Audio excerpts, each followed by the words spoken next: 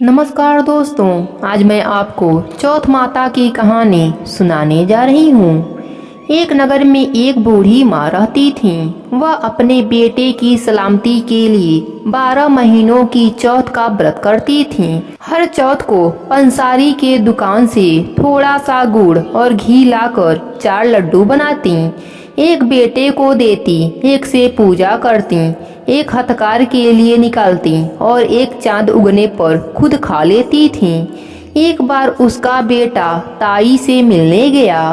ताई ने बैसाख चौथ का व्रत रखा था। ताई से पूछा, माँ तो 12 चौथ करती है। ताई बोली, तेरी माँ तेरी कमाई से तरमाल खाने के लिए 12 चौथ करती है। तू परदेश जाए तो वह एक भी चौथ नहीं करेगी। लड़के को लगा ताई सच कह रही हैं। घर आकर माँ से कहा, मैं परदेश जा रहा हूँ, यहाँ तू मेरी कमाई खाने पीने में उड़ा देती है। माँ ने समझाकर रोकना चाहा, पर बेटा नहीं माना। माँ ने उसे साथ ले जाने के लिए चौथ माता के आंख दिए और कहा, मुसीबत में ये आंखें तेरी मदद करेंगे। वह आंखें लेकर रवाना हो गया। घूमते हुए एक नगर में पहुंचा। उसने देखा एक बूढ़ी माँ रोती जा रही थी और पुआ बनाते जा रही थी। उसने कारण पूछा तो बूढ़ी माँ ने कहा, बेटा, इस नगर की पहाड़ी पर एक दैत्य रहता है।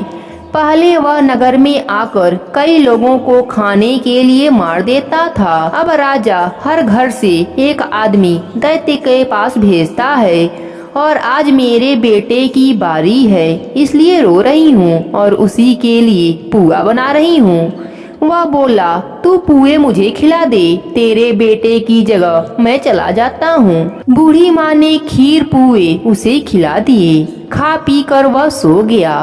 रात को राजा के सैनिक आए तो बूढ़ी माँ ने उसे भेज दिया।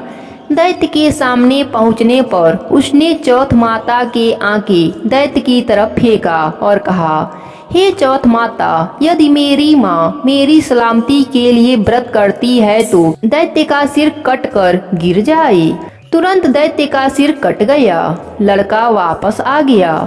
राजा ने उसे उपहार देकर विदा किया। चलते हुए एक दूसरे राजा के नगर में पहुंचा। इस राज्य में आवा तभी पकता था जब एक इंसान की बलि दी जाती थी। सिपाहियों ने उसे पकड़कर आमे में चुनवा दिया। लड़के ने आंखें आवे में डाले और कहा, हे चौथ माता, यदि मेरी माँ मेरे लिए व्रत करती है तो आवा मेरी बलि के बिना ही झट से पक जाए। आवा तुरंत पक गया। आमे में से मिट्टी के जगह सोने चांदी के बर्तन निकले। अंदर से लड़का बोला, बर्तन धीरे धीरे निकालो, मुझे चोट लग जाएगी। राजा ने उसे निकलवाया और पूछा, इस आमे से तुम बच कैसे गए? लड़की ने बताया कि उसकी माँ चौथ माता का व्रत करती है, व्रत के कारण ही वह बच पाया है। राजा को विश्वास नहीं हुआ। उसने एक चांदी की सुराही मंगवाई और कहा कि सुराही की नली से निकलकर दिखाओ, तभी मुझे विश्वास होगा। लड़के ने चौथ माता को याद करके आंखें सुराही में डाल दिया और कहा, मैं भौरा बनूं, सुराही से निकलूं। लड़का भौरा बनकर सुराही से निकल गया। राजा खुश होकर राजकुमारी की शादी उसके साथ करवा दी और सभी लोगों को चौथ माता का व्रत करने को कहा। उसे माँ की याद आई। उसने राजा के पास जाकर खुद के नगर जाने की इच्छा जाहिर की। राजा ने रथ, घोड़ा, हाथी खूब सारा दान दहेज देकर उसे विदा कर दिया। चौथ के दिन अपने नगर पहुंचा। वह अकेला पंसारी के यहाँ माँ का इंतजार करने लगा। सोचा, चौथ है तो माँ यहाँ जरूर आएगी। थोड़ी देर बाद लकड़ी टेकती हुई उसकी माँ आती दिखाई दी। उसकी माँ की आंखों में जाले आने के कारण दिखना कम हो गया था। लड़के ने जानबूझकर अपना पैर लकड़ी में लगा दिया। कहने लगा, बलरे पुत काटी, मेरे पैर में लगा दी। माँ ने उसे नहीं पहचाना। कहने लगी, भैया, मुझे चाहे जितना गाली देना हो दे दो, पर मेरे बेटे को कुछ मत कहना।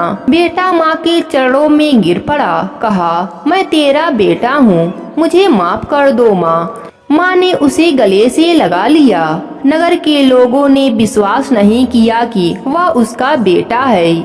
बूढ़ी माँ ने चौथ माता को याद करके कहा, हे चौथ माता, यदि मैं अपने बेटे के लिए व्रत करती हूँ तो मेरे स्तन में दूध भर जाए और उसकी धार मेरे बेटे के मुंह में गिरे। माँ के स्तन से दूध की धार निकलकर बेटे के मुंह में गिरने लगी। लोग चौथ माता की जयकारा लगाने लगे। उस नगर के सभी लोग चौथ माता का व्रत करने लगे। हे चौथ माता, जैसे बूढ़ी माँ और उसके बेटे की सहायता की, वैसे भी अपने सभी भक्तों पर अपनी कृपा बनाए रखना। कहानी अधूरी हो तो पूरी करना, पूरी हो तो मान रखना। बोलो चौथ माता की जय।